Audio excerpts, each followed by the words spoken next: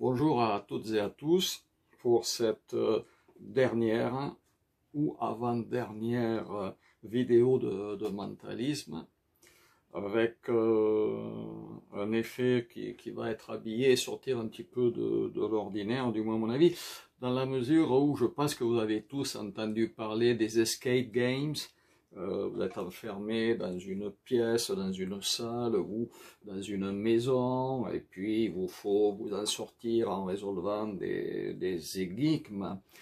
Il y a d'ailleurs un film espagnol, alors je me rappelle plus le titre exact, mais enfin c'est issu du paradoxe de Fermat, et avec un magicien, un Piedrahita, un magicien espagnol, qui joue dans le film.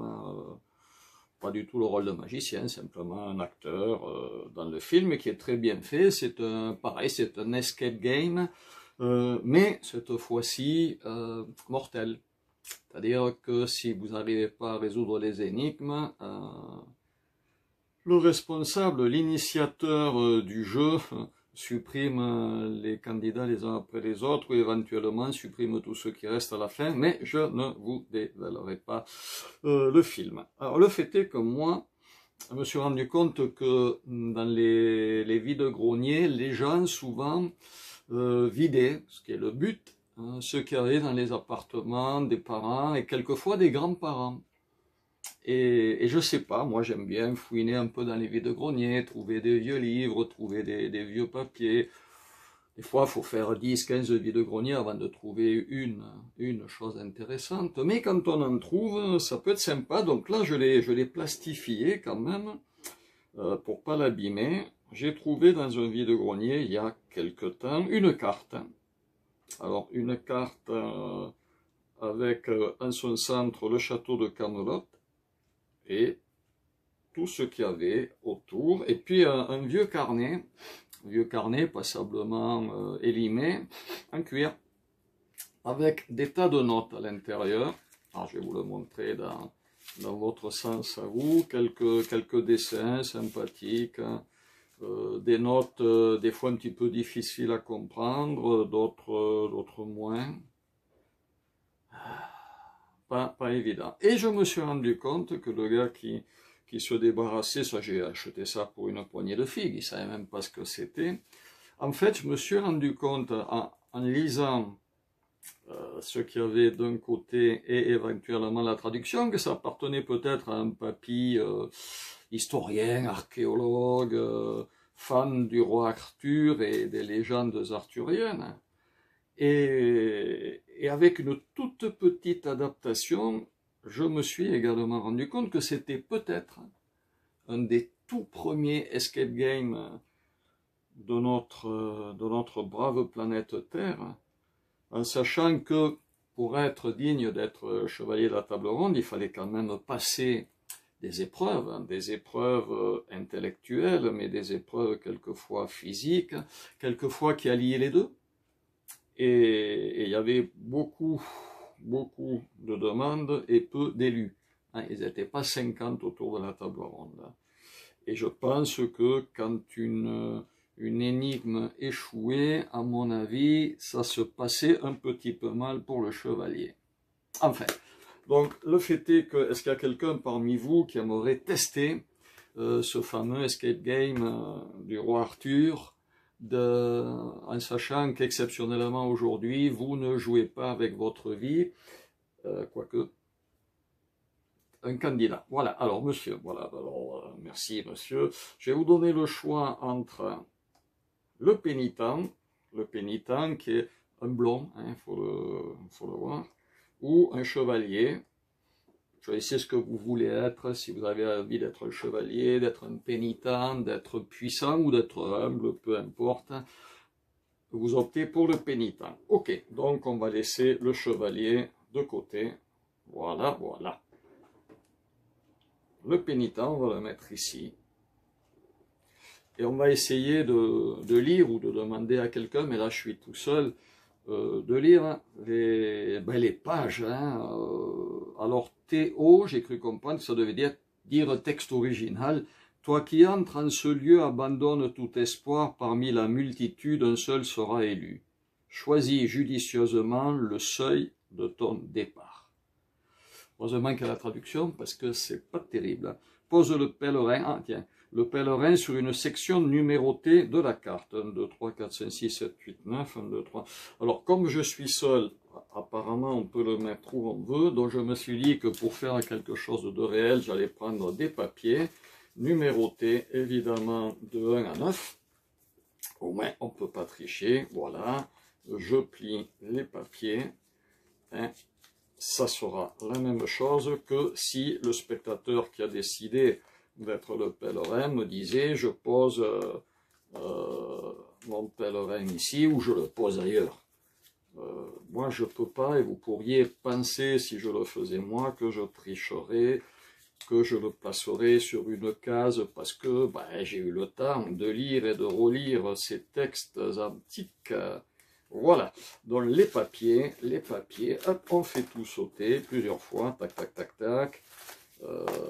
Voilà, et là, une main complètement innocente, c'est-à-dire moi, prend un papier au sort, on dégage les autres, et on se positionne sur la case numéro 4. Voilà, pas de triche, hein. Case numéro 4. Ensuite, qu'est-ce que ça nous dit? Ça nous dit, texte original, le pèlerin voyage de l'Orient à l'Occident, du Midi au Septentrion, mais jamais un coin de carte ne traverse. De l'Orient à l'Occident, ah pardon, traduction, déplacez-vous en avant, en arrière, de droite à gauche, ben là non, mais jamais en diagonale. Eh ben voilà. C'est bien, là, déjà on connaît. Texte original, pour ton premier voyage, ton chiffre te guidera. Ouais, ça si c'est pire, on est mal barré. Déplace le pèlerin d'un nombre de sections identiques au chiffre inscrit sur la case de départ. Donc 4, donc on va le déplacer de 4 cases. 1, 2, 3, 4. Mais j'aurais pu faire 1, 2, 3, 4, ou 1, 2, 3, 4. On a vraiment le choix, sauf en diagonale. Alors, qu'est-ce que ça nous dit d'intéressant? Texte original, 7 est le chiffre d'un maître, non celui d'un cherchant. Celui qui a établi son lit se perd dans le labyrinthe de Sédref. Traduction, si vous ne vous trouvez pas sur la section 7, vous êtes en bonne voie. Ce chiffre magique représente le premier piège du périple. Posez une pièce d'argent dessus pour ne plus y revenir. Une pièce d'argent. Alors ça, par contre, c'est vrai que pour le prix que j'ai payé, le gars dans le vide-grenier ne m'a pas filé des pièces d'argent. Donc il a fallu que je m'en procure des pièces d'argent, tac, tac, tac, tac, tac. Pièces d'argent avec un terrible diable dessus. Donc il faut placer une pièce d'argent sur le chiffre 7, la case 7, le labyrinthe de Sédref, pour ne plus y revenir. Déjà, il a eu une bonne idée le monsieur, parce que il aurait été mal barré. Que cherches-tu? Le Graal ou l'illusion? Ton pèlerin, c'est la réponse. Le Graal ou l'illusion? Traduction, le pèlerin se déplace 5 fois, nombre de lettres du mot Graal, G-R-A-A-L, et du chiffre du compagnon, symbole de la quintessence. Ah, tac, tac, tac, ouais, pourquoi pas. C'est un peu mystique ça, mais enfin bon. Donc le pèlerin se déplace 5 fois, toujours pareil, droite-gauche au bas, on va faire 1, 2, 3, 4, 5, tiens, on va aller dire bonjour au roi Arthur à Camelot. Alors, le 4, tu supprimeras la montagne blanche, tu quitteras. La montagne blanche, c'est peut-être ça. Poser une pièce d'argent, traduction, sur la section 4. On va la mettre dans le bon sens aussi. Si le pèlerin s'y trouve, votre voyage s'arrête définitivement. Mais ce n'est pas le cas. Vous vous êtes rapproché des ruines. Des ruines, ah oui, des ruines, un lieu hautement dangereux. Bon, pour l'instant, monsieur a de la chance, il a choisi les bonnes options. Oula, ça se complique, ça se complique. Texte original, Mordred, Galahad ou Perceval? Quel est le chevalier du Graal? Mordred, Galahad ou Perceval? Vous savez ça, vous? Non. Traduction, déplacer le pèlerin en fonction du nombre de lettres du mot choisi. Attention, Mordred n'est pas un chevalier de la table ronde. Ah. Alors, il faut choisir entre Perceval et Galahad. Alors, comme je suis seul, j'ai mis un petit papier Galahad, un petit papier Perceval. On plie là, on plie là. Voilà. On secoue et on laisse tomber un papier au pif. C'est Perceval. Perceval, déplacer le pèlerin en fonction du nombre de lettres du nom choisi. 1, 2, 3, 4, 5, 6, 7, 8. Perceval, P-E-R-C-E-V-A-L, 8. N'est pas un chevalier à table ronde. Votre quête vous mène à un premier choix, la lumière ou les ténèbres. Bon, eh bien 8, hein. 1, 2, 3, 4, 5, 6, 7, 8. Voilà. 8. Le 8, ah c'est curieux ça. Le 8 est une impasse, s'il y passe, le pèlerin trépasse.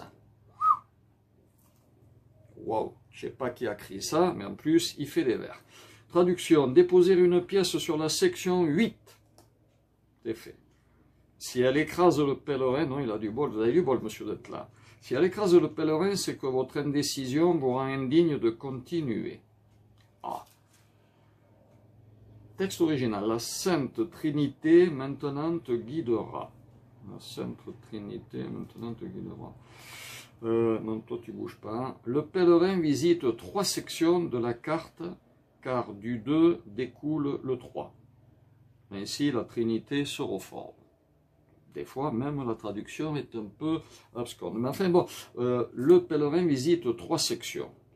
1, 2, 3. 9 et 1, ton chemin s'arrêtera. 9 et 1, 9 et 1, ton chemin s'arrêtera. Élimine les sections 1 et 9 en déposant dessus 2 pièces d'argent. Les extrêmes ne se rejoignent pas ici. Hein, c'est pas moi, c'est écrit. Donc on met une pièce d'argent sur le 9, une pièce d'argent sur le 1. Et pour l'instant, monsieur est toujours vivant. Ça serait embêtant d'être décapité. C'est oh là là là là, ça a l'air de se compliquer. 3 chevaliers arriveront, 3 pas, ils feront lumière ou ténèbres. Lancelot, Galahad, Perceval, Mordred, Gawain, Tristan, Lancelot, Arthur. Traduction, le pèlerin doit bouger à nouveau 3 fois. Le pèlerin doit bouger à nouveau 3 fois. 1, 2, 3. Par 2, tu es passé, oui c'est vrai, mais plus jamais n'y retournera. Traduction, vous venez de croiser la section 2, mais vous ne vous y trouvez pas. Supprimez-en l'accès avec une pièce d'argent. Pouf.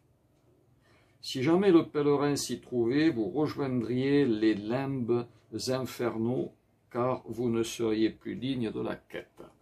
Ben, vous avez fait les bons choix, monsieur, parce que là, jusqu'à présent, hein, c'était pas terrible.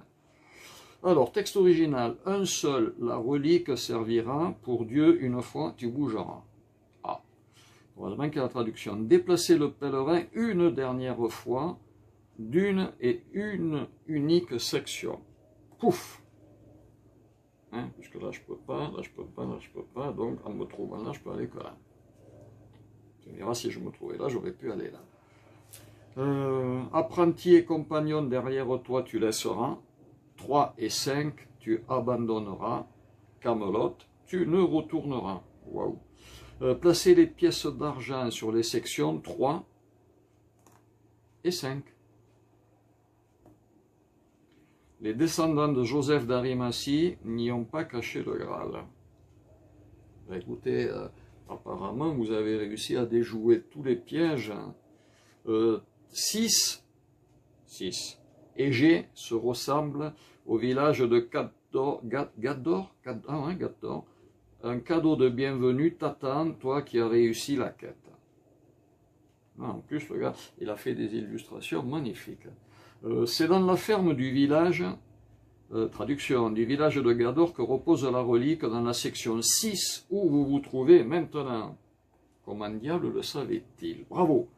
Si vous êtes arrivé jusque-là, si oui, votre quête est terminée. Bienvenue à la table ronde du roi Arthur. Eh bien, monsieur, écoutez, je vous félicite. Vous avez réussi à déjouer tous les pièges. Bravo! Peut-être une prochaine fois n'en sera-t-il pas de même.